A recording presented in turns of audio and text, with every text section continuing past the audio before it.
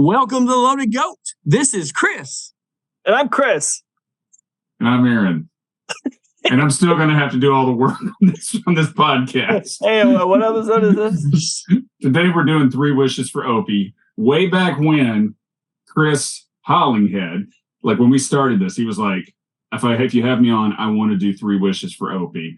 And it's Chris Cordingly. If you tell me you didn't like this episode, it's going to break my heart. I would never do that. I love OP content. It's just, but tell me why you like this episode so much. So this is absolutely, this is my number one of all time Andy Griffith Show episode. It has everything. It has the whole flashback setup. It has a good dose. You got your dose of Barney at his absolute best, in my opinion. You got Floyd, who is an absolute, he steals the show anytime. You even got a little sprinkled in a little Judd. Mm-hmm. And then the whole mystery kind of eeriness. It's just as a kid, when I first saw this, and I still remember seeing this for the first time. And it was almost like chills as a little kid, because you're like, this may be real. And I'm still not sure. Well, we're going to get to the bottom of that tonight, though. Yeah. Okay. Yes. All right. Well, I'm looking forward to that. Yeah. First of all, I love that excitement that you're bringing to this. That's awesome. So I'm glad that you love this episode that much. Me too. And it is probably a departure, I don't think there's any other episode like this in the entire series history. No. There are a couple that of like in Paw Patrol that are a little bit like this, but nothing in the Andy Griffith canon. Well, I just don't even think it's a flashback episode. I don't think. And you know how we talked last week about the regurgitated, recycled. This one is the exact opposite. It is very unique. So yeah. I think that's one of the reasons that I enjoy it too. It's different and fresh.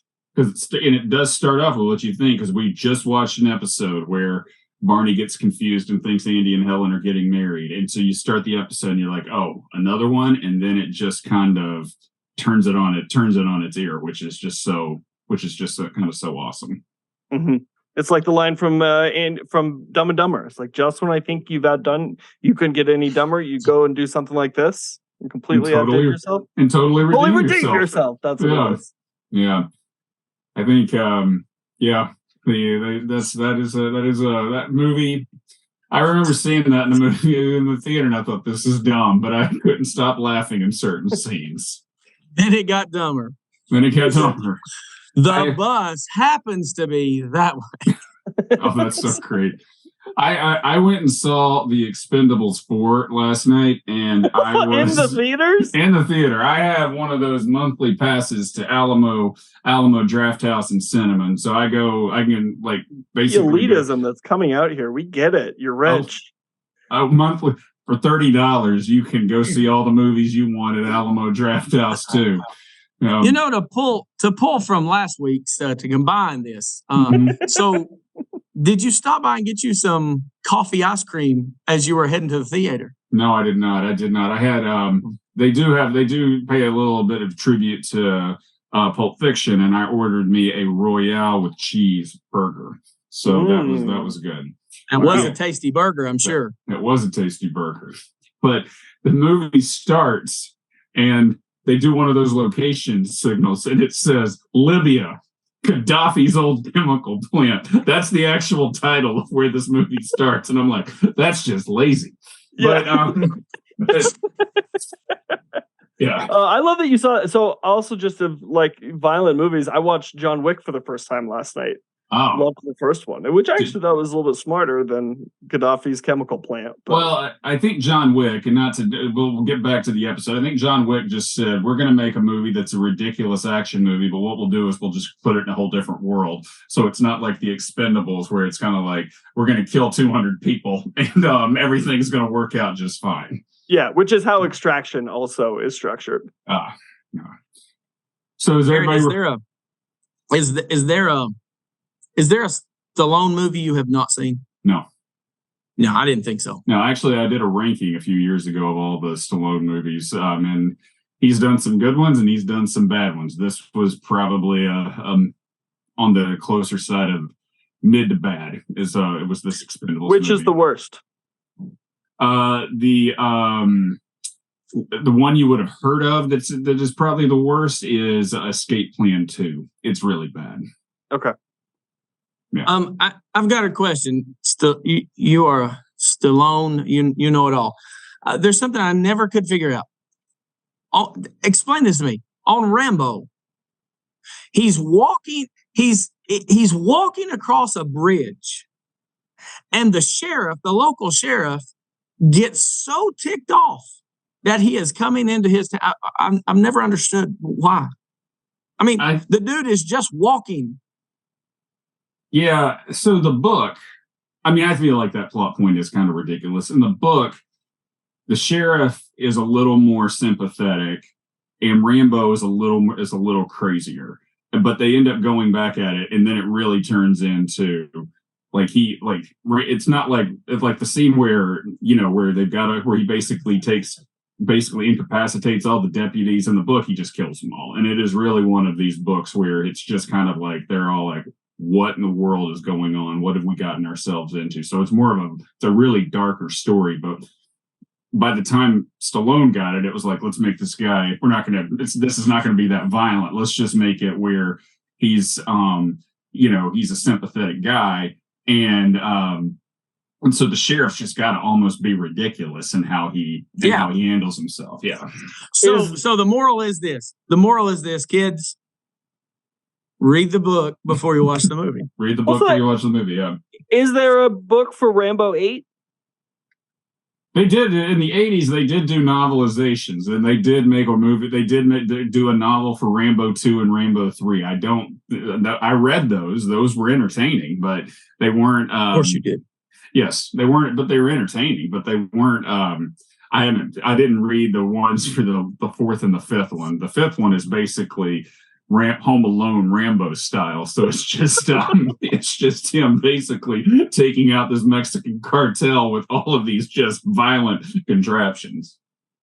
Christopher, I will say this. I heard online that it is in the works a book on Fast 45. No way. I think they're about there. Yeah. I've watched Fast. I watched Fast 4 last week. I watched Fast 1 on Monday and Fast 2 last night. Holds up. It really does. Chris, did you see Fast and the first? Did you see the original in the theater? You talking to me? Yeah, I'm talking to you. I don't know. I don't think I saw it in the theater. No, but it is a quality movie. I really like the first one. It's really good. I really did too. I remember going to see it in the theater. I was like, this is fun, and but if you'd said they're going to be making 10 more of these, and there's going to be one where they go to space, and they're going to be driving and pulling things, I would have been like, you're out of your mind. And who knew who knew that was where that was going to end up. Well, and they lost their way in the last one, the last two specifically, where it's really not enough car racing. So it's kind of getting a little too much for me, if you will. But they're going to keep going. Yeah. 10 set up the next 10 movies for sure. I think there's just one more left. It's the final chapter. There's no way. They're going to keep going. Yeah. No. But it's like an infomercial. But wait, there's more. There's more. And I'm sorry to get us off track there. I can just imagine some guy who absolutely loves the Andy Griffith Show that has just found your podcast, and he clicks on, he's like, forget this. I thought it was about the Andy Griffith Show. Yeah. Well, it's not like we're at least talking about interesting stuff as far as movies and stuff. It's not sure. I mean, I've heard some podcasts on Mayberry where I'm like, nobody wants to hear about you renting a scooter. I mean, but that's just me. And but I was going to say that as far as Fast and the Furious goes, I think the fifth one is the best one in my opinion. Oh, so good. So good. Well, should we, for the sake of our listeners, should we actually dive into the episode? Yeah, sure. Whatever. All right. Let's go. All right. So this is like Christmas Day. Christmas Day, yeah. So this episode first aired on December 21st, 1964. So not too far from Christmas Day.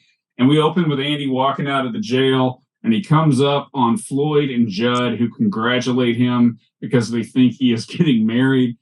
And it turns out it's all over town, and Andy is really confused.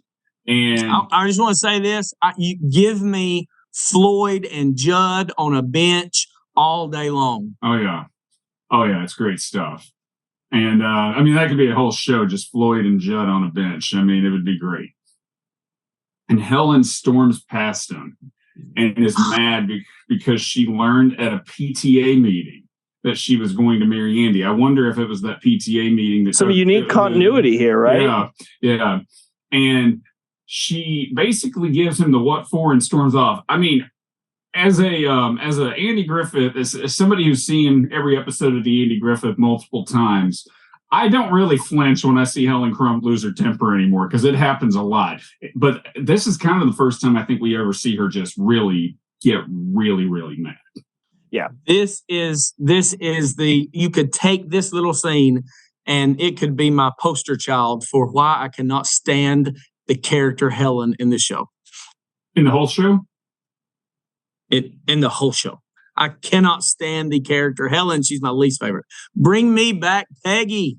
Oh, Peggy. I want Ellie. I think Ellie was my favorite. She's so fun, smart, quirky. Yeah. It was kind of creepy. Andy and Elliot almost seemed like father and daughter. Oh, interesting. Yeah, he was a bit older. You backed me into a weird corner here. No, it's not the first time you've ever backed me into one. So I think the thing with like Peggy, I think just sounds like she just didn't get it. It sounds like all the love interests. You had no chemistry whatsoever with Eleanor Donahue, probably because he was many, many years older than she was. He did have chemistry with Peggy, but it didn't really ever click. And then obviously he and Anita Corso had a relationship off screen, which I wonder if that's part of the reason she was there for so long, because it's almost hard to believe that people in a small town like that are that age would date for as many years as they do before they get married. Yeah. So, but that being said, she storms off, and you're kind of like, how many times has Barney Fife told the town you were getting married? Why are you now all of a sudden jumping to and thinking Andy had something to do with this? I think they got some things to talk about as a couple, like broadly. Like, if she's this pushed over by this specific topic, they can sit down and maybe hash it out. Yeah, well, they're not getting to hang out that much. Every time they try to get away and have some quality time, Barney keeps interrupting. So who knows what their communication is really like. Yeah, really. Well, and there's another thing. I mean, I know. I can see how she does. If she were going to be getting married, she would not want to hear about it through a PTA meeting. But wasn't she a little bit extra, maybe too much angry at the thoughts of marrying Andy? I mean, should that really have ticked her off that bad? Oh, interesting. Yeah. Red flag. Andy. Yeah. Well, especially, but she's sending all kinds of mixed signals because she makes that wish at the end. So I don't know. But she gives him the what for, and it is just one of those things where out comes Barney, and you're like, Andy's like, I'm not even mentioning words, because he knows exactly what happened, and he yanks Barney back into the jail, and that's some good physical comedy by Don Knotts. Yes, that's hilarious. Just the way it was great. Yeah. I agree. So Andy tells Barney he's had enough and that he's not marrying Helen, and that he's tired of Barney keep going around spreading that. And this is where like you've taken what's kind of been a plot point on numerous episodes, and this is where it starts to just get shifted on its ear. And Barney says that's where he's wrong, and it's out of his hands, and it's in the hands of, is it Countess Vandelecki or Count S. Van? It's Count Isvan Telecki. Oh, Isvan Yeah. Okay. Isvan That's kind of- Talecki, yeah. that's fun. I just saw this Instagram account that like has people share words that they mispronounced that still haunt them. And the first one is a guy trying to say manslaughter, and he says man's laughter, and it's a similar thing.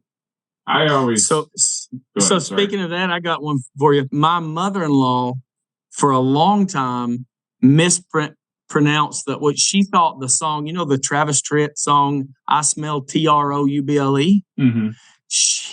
This fits really well though, but she thought that it said, and sang it for a long time. She thought it said, "I spilled tea all over you and me." I mean, it works. much more That's kinda innocent. better. like that That's version a a better little better. lyric. It's a much That's a more better lyric. much more innocent version of that song. That song, Yes. yeah. Yes. I as a kid, I always would read. So you'd see anatomy, and I was as a kid, I read it as anatomy, and so I always will still be like anatomy, but I mean like because I have to correct it in my head. Yeah. Totally. Aaron, don't be yelling that out in public. yeah, that's a word you can actually largely keep to yourself. Yeah, I know he's really yelling out anatomy in public, but yeah. But so Count Talecki is from the 18th century, and Andy is confused and then Barney takes him in the back room and makes sure that the Count is not there so he can tell him what's going on. And then Can I interject this? Yeah, go ahead. Before we move away from the courthouse main room, that interaction between we know that Andy and Barney have great chemistry throughout. That's what the number one thing that held this show together. But that scene, in my opinion, there's none better. The way they play off of one another, the way the chemistry, they absolutely nailed it. Yeah, for sure. I mean, it's really good. Yeah, I agree. So Andy shows up at Helen's, who still is seethingly mad at him, but he's going to say, "You're going to have to listen to what happened." And we flash back to Barney and Goober coming back from the police auction in Mount Pilot, and Barney has bought a box that was confiscated from some gypsies. And he's a believer in the It's like that's just a funny concept in general. Well, the gypsies show up there's a whole episode on gypsies in one of the color seasons. I like it. No. Yeah. Did you mention Goober's purchase? I did not. A roll of copper tubing. That I love it. Andy says he's telling Helen, he says he paid 30 cents for it. He could have got it anywhere else for 16 cents, but he wanted it, so he bought it for 30 cents. That's the kind of thing I would do. Yeah. Yeah. And so Barney's a big believer in the supernatural, and this box has its own genie lamp. And so later, Barney is in the back room doing some spirit summoning, and in comes Goober, who interrupts him. And Barney says he's summoning the Count, and Goober wants no part of it and rushes out, and in comes Opie. Can you imagine walking into a colleague doing that, like in a break room? You're like, oh boy, we gotta kind of HR, but not really. Like, I'm absolutely gonna ignore this. Well, the hilarious stuff is the things they do at the office. I'm like, I would go if I was going to summon a Count. I'd go do it in the privacy of my own home. I would not go to I'd not be at the break room at my old organization. And be like, guys, I'm trying to summon spirits here. I got a big meeting. It's not going to go well. I need all the help I can get.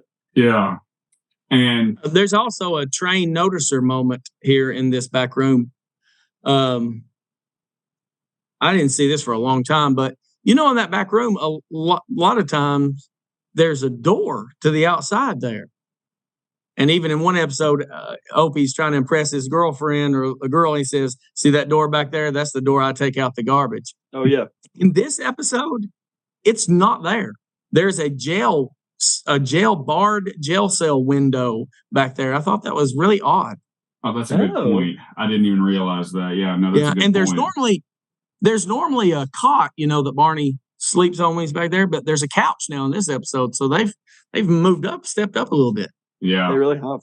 But the fire marshal would not be happy with the change and taking the door out. No, and I mean you're kind of like what we need here is we don't need an extra door. We need to take the door out. That makes no sense. And Barney decides to do the spirit summoning with Opie, and he lays out the cards. And the first pair they get is of flaming torches, and this gives Opie 3 wishes. And Opie makes his first wish, which is that he had a jackknife. I gotta be honest with you, like Barney and these wishes they keep making are not high stakes wishes for somebody who's but maybe that's why they're coming through, right? Yeah. I mean, he's not wishing for $1 million or anything like that. So so there's that. But Andy walks in, and Opie and Barney agree to keep this between themselves. And Andy says he was going through his desk door and he found a jackknife and he gave it to Opie. So that's very eerie. And Barney is stunned and is now a true believer. And we go to commercial. This episode was produced by Pod Machine. They do a great podcast at a great rate. I was fortunate to get started on this a few years ago, and I've just been very, very pleased with it ever since. I mean, they will edit your podcast. They will do artwork for your podcast. They'll do the YouTube videos for the podcast, and they have a very quick turnaround time once you upload all your material. So I highly recommend it. I'm pro pod in general. I love bean pods. I like pod hotels. I like pod apples, maybe. But you know what pods I like best? Pod machines. Pod machines. Me too. I like them better than podcasts. I honestly don't even really like podcasts that much. So I'm just thankful that you're here. Why do you do this podcast? To see your dimples, baby. To see my dimples. Well, and if you really push hard, my Pod Machine might be able to give you some dimples. I don't know. So go to podmachine.com to learn more and enter Loaded Goat at checkout for a 10% discount. And that's spelled just like Loaded Goat. And after the break, we're back at Helen's, who is still skeptical. And Andy says he doesn't believe any of this, but Barney does. And Andy agrees that it's strange. So we flash back to Andy sitting at a desk typing away. And Barney comes in reading a book by a doctor of psychic phenomenon who was a former guitar teacher.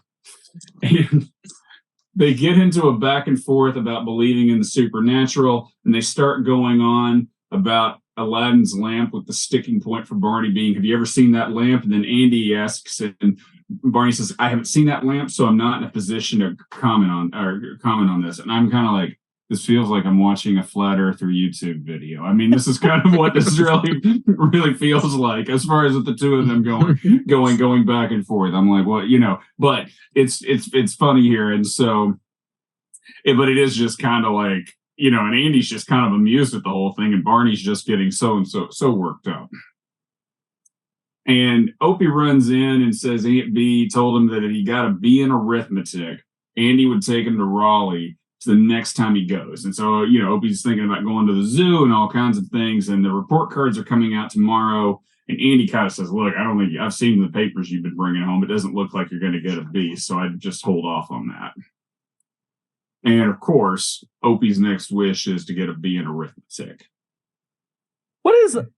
All right, Chris, I can't remember what you teach, but to get a B in arithmetic, like, what are you working on at Opie's age? Yeah, no, I teach literature, so no idea. What is he? Common Core now, right? he's a fifth grader, right? Is he a fifth grader at this? Oh, he is a fifth grader, because they said sixth grade. So I'd say, it can't. Yeah, not in the 60s too. I mean, it wouldn't even been. Would it have even been algebra? I would say my guess is somewhat complicated multiplication beyond the tables. Some geometry. Come on, that'd be my guess. But I haven't. It's been a long time since I had fifth grade math. And let me ask you: have we got? I don't want to get ahead of ourselves. Have we got to the? Did we see the scene with Barney with Floyd yet? No. In the back room? No, that's coming up. Oh, so sorry. No, that's okay. Go ahead. So back at Helen, she acknowledges that she gave Opie the benefit of the doubt because he was working very hard and he was so close, and she gave him that B. But Barney insists that the count had something to do with it. But all signs do point that it would. Yeah. So we can't rule it out. Nothing happens in a vacuum, Aaron. That's fair. So at this point, Barney is all in, and he decides to do one final test. And to pull this off, he brings in the big guns, Floyd and Goober. And they set up in the back room, and they light the lamp, and Barney calls for the count. They think he's in the room. And so Goober lays out the card and has two unicorns, and that gives them one wish. And Barney wishes for a new fingerprint kit. And just then they hear the door open and somebody walks in, sets something down, and leaves. And they slowly go out, and lo and behold, somebody has delivered a fingerprint set. Somebody's delivered a fingerprint set. It's just crazy. I mean, what more do you need? I mean, there you go. Yeah. And by the way, Floyd at the beginning of this scene is it's magical. When you can tell he's really nervous and scared, but he don't want to let him know it. And he's asking, is he in this room with us? And Barney says, his spirit, Floyd. And he says, did you see him? And Floyd says, oh, of course. If he's in here, I saw him. That's just classic. Floyd with his stuttering, nervous man acting skills. It was awesome. Oh, he's great. Yeah. And Barney, I've said this before. I think it's just so charming when Howard McNear. Oh my God, I know his name. Oh, Look at me, I'm learning something. When he comes back post stroke, I think he's just so charming, and it just brings a smile to me. Yeah. And so Barney picks up the fingerprint set, and he is just jittery. I mean, he's shaking, and then he says, "I have an announcement to make. Count Istvan Telecki exists." And who can argue with him at this point? The fingerprint set. Yeah, and who can argue with him at this point? And back at Helen's, Andy says he ran into the guy delivering it, and so he picked it up and he set it on the desk so Barney would have it the next morning. But they agree this is getting spooky. We then flash back to Opie running up to Barney at the jail saying he knows what his third wish is. And he goes to wish and says, "I wish that Miss Crump," and then he pauses and says, "Pa would say that isn't possible." And Barney cuts him off, assuming it's about marriage, and sends Opie on his way before telling everyone in town, starting with Sarah. Barney being Barney right here. Barney being Barney. It is super smart to tell Sarah something first, right? Like if you're talking about advocacy, that's some grass tops work right there. You're getting to the one person that everybody talks to every single day to disseminate information. Yeah, I mean, it's kind of like, not that I have ever started a smear campaign of anybody at the office or anything like that, but if you really wanted to spread some gossip about somebody, you're like, I know exactly who I'm going to go tell this to, and it'll spread like wildfire. Well, you know that I have, and that's exactly what you need to do. Well, I wasn't going to say you, but if I need to spread some rumors around Montana, I know I've got a guy. Yeah, you got a guy. Yeah. So back at Helen's, Andy finishes the story and basically is like, this is how it happened. And Helen asks when the date is, since everything else has come true. And so she's kind of almost in a better mood about everything now at this point. And is kind of sending mixed signals. It's kind of like, you think you're quite a catch. Now it's kind of like, oh, when did he say when we're going to get married? I'm just kind of like, this is some... Get some agency, lady. Yeah. Take your life in your own hands. That sounded like I was encouraging her to kill herself. Take her destiny in her own hands. Yeah. I just am kind of like, don't go so irate over Andy, if there's anybody if there's anybody who deserves to be yelled at, it's Barney Fife. Yeah. That's the thing. It's like Helen should go off on Barney. And so they go down to the courthouse to set Barney straight. And Barney is dejected that the magic didn't work. And Andy just is like, why don't you just throw that stuff away? And Opie comes in and says he's still waiting on his third wish. And Andy says that he and Helen aren't getting married. And Opie's like, that wasn't my wish. And his wish was that he only wished for Helen to go on being his teacher in the 6th grade. And Helen is speechless before revealing that she was told that afternoon that she is being transferred to the 6th grade for the next year. And Barney feels validated and starts taking all of the stuff out of the trash as we go to commercial. Which Opie can't then dump in the back, because the door's been closed. That's right. There's no door. All comes around if you think about it. Wow. You just blew my mind. I'm bringing really good content for this one. Sorry, folks. in the epilogue, Andy and Helen are home from a date, and they're both dressed very nice, and they're doing the cards, and Helen gets 2 unicorns and a wish, and she suggests that she wishes. Basically, when she goes, I'm doing Barney's wish. You think it's that she's wishing they'd get married, right? No, fingerprint, right? Fingerprint kit. That's yeah. That would actually have been really funny if Barney walked in and says, "Got an extra fingerprint kit." But she suggests that she wishes they would get married, and Barney comes in with the paper saying it is in Mayberry after midnight, that they are planning a wedding likely for June. It is likely for June, and everybody's kind of taken aback as we close. But I'm kind of like, Barney went around spreading all these rumors about them getting married, so I'm kind of like, of course Mayberry after midnight picked it up. Yeah, Aaron, don't fight it. Listen, as far as I'm concerned, Count Istvan Teleki is batting 1,000. That's true. Yeah. He's not gotten out yet. No. I am kind of surprised. Like, if small town newspapers wanted to stay thriving, they could get on Facebook and social media and everything else and just go write their own town after midnight section and put it out. I think people would buy papers in droves for something like that today. Absolutely would love that. Does Teleco Plain still have a daily? Yes, they do. Is it the Buzz? Yes, it is. That's independently AKA owned? the smut paper. The smut paper. Is it independently owned, or is it folded up into a big? All right, that's why we just went to 3 days a week. We're a Lee newspaper. Well, so they've got the Monroe County Advocate and Democrat. Yeah. The Buzz, at least when I've seen the Buzz, it's always been the court docket is really where most of their news comes from. Is that fair to say? Yeah. Oh yeah, if it's not loaded with mugshots, it is not a good episode. A good edition. Yeah, that's how ours goes. It's really front page. No, I'm not. Now, for all I know, the guy who owns the Buzz is a Loaded Goat podcast fan, so I don't want to, don't want to step on any toes here. No, but it's like front page, then the back page is news, and then the rest is kind of advertisements. Yeah.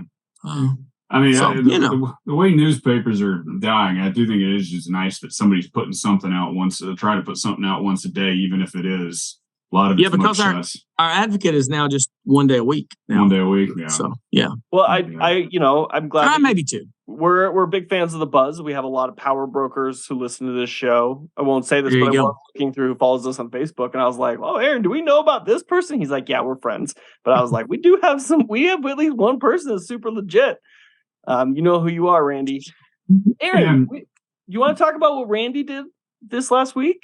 Oh, it was recently at Mayberry Days. Randy gave a talk at Mayberry Days. My mom happened to be at Mayberry Days with her friend, and and she sent me a picture of her and Randy. So I was really glad that they were able to meet. And you sent me that picture, Aaron, and Christopher. My immediate response to him was, "Hey, that's your mom with Christopher's best friend." Good. Yeah, because everybody knows. Yeah, because Christopher and Randy are hanging out on the weekends. Yeah, we are. Yeah. All right. On a speedboat together. We both bought one speedboat. What do you do on your speedboat? You go skiing? Tubing. All right. Well, that sounds fun. Aaron, have you not been invited on the ski boat? I have not. Christopher, don't tell him about you and Randy going next weekend. Yeah, that was a wild time, you crazy kid. We'll take that one offline. Yeah, this guy though. Yeah, I'm just I just bring people together. I don't have to. I'm not worried about always being included in everything. Good, because you're not. Oh, that's nice. All right. So, how many whistles would you? So, Chris Hollinghead, you're going with 10 whistles, obviously. For sure, obviously. I'm gonna go 9. I'm gonna go 10. All right. This is a good one. what is ironic about this is I think this is a great episode. This is your favorite episode. It doesn't always get listed in like the pantheon of classic episodes. Well, you know why that happens. It's like when a business gets an award from the local chamber of commerce. You know why that happens? Because people pay. Just there aren't the deep pockets behind this episode. So basically, the pickle story. It wasn't that they.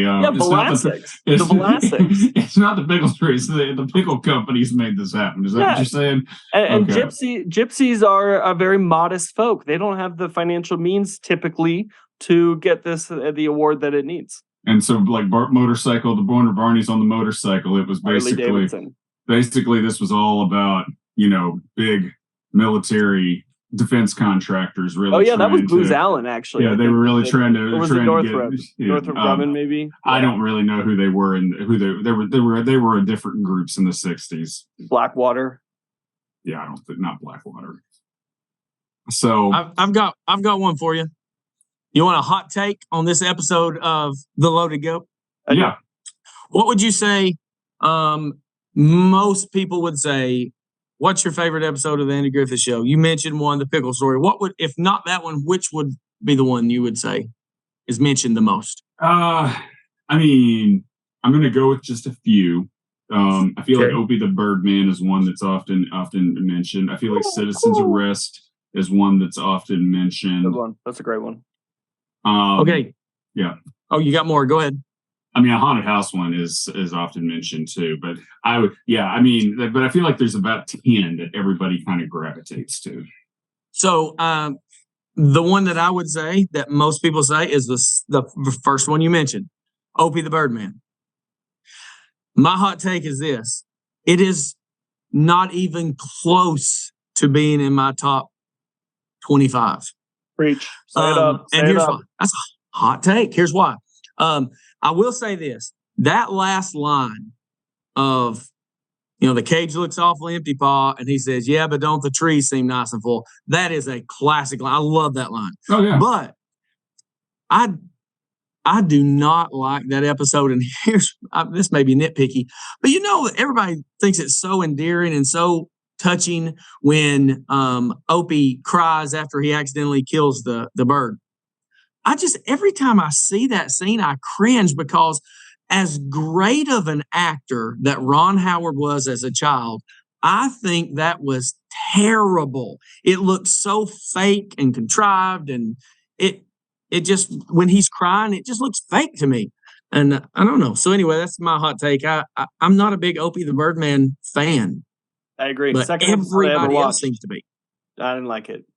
So we always reference Seinfeld on this show, and Seinfeld, obviously, they took the approach of sitcoms of no hugging and no learning. And so it's not like I dislike the Andy Griffith Show episodes where there's a message or where there's some sort of touching moment. But we named this podcast The Loaded Goat, and The Loaded Goat is not, there's nothing, The Loaded Goat is just completely and utterly silly from start to finish. And it's not about, you're not learning any lessons on it. You're just like, this is a crazy episode where a goat eats too much dynamite and they have to figure out how to get it out. Name of an episode? Oh, I thought we came up with that. We did not. And so this episode, 3 Wishes for Opie. I mean, yes, there's always good Opie content, but this is just a fun episode. Yeah. Yeah. Yeah. Speaking of Seinfeld, agree or disagree, the greatest scene in Seinfeld is the Junior Mint. Junior Mint's pretty awesome. Wonderful. It's pretty good. Wonderful. How could you not accept the Junior Mint? It's delicious. It's cool. It's very refreshing. It's delicious. Yeah. No, I mean, just but yeah. So that's the thing. Is like, for me, it's like any music where any episode where they play Aunt Bee's theme, it's always gonna be kind of one that just kind of, I'm like, I gotta take a step back because I like Citizen's Arrest, and has its moments where it's still like Barney realizes he went too far. But for the most part, it's just a silly episode of 2 guys arguing over a U-turn and how far they're willing to go over it. Yeah. Yeah. So, any final thoughts? Always good to see you, Mr. Hollinghead. Thank you for having me. And I would just want to say this: if I had 3 wishes, I would throw one of them away and just use the other 2 on YouTube to have you on an episode. Don't do that. Save one wish for yourself, and maybe keep the other 2 as well. Keep them for yourself. All right. Well, thanks for listening. Check us out on Apple Podcasts, Spotify, YouTube, and wherever you get your podcast. If you think about it, subscribe. Next week, we'll do Otis Sues the County. Until then, I have an announcement to make. Count Istvan Telecki exists.